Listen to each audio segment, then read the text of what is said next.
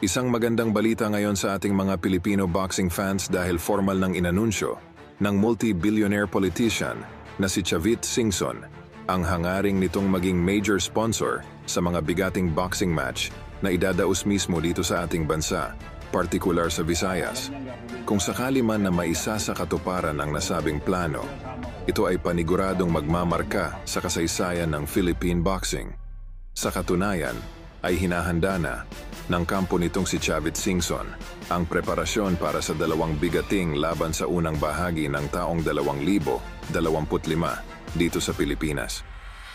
At ang naturang mega fights na gaganapin dito sa bansa ay sa pagitan ng ating kababayang si Charlie Suarez kontra sa Meksikanong si Emmanuel Navarrete na magsisilbing main event. Kasali rin sa naturang bigating laban ng ating kababayang si Cuadro Alas na magsisilbing co-main event sa laban nitong si Suarez na kung saan ay itong knockout artist na si Luis Neri ang siyang makakalaban ni Casimero. Ganun pa man, ang lahat ng ito ay posible paring magbago kung sakaling pag-back out itong kampo ni Luis Neri. At kung sakali na magwagi ang ating dalawang Filipino fighters kontra sa kani-kanilang mga Mexicans opponents, ay gagawin raw nitong si Chavit Singson ang lahat kahit lumustay pa ito ng mga resources upang mag-materialize lamang ang mega fight nitong si Casimero kontra Inoue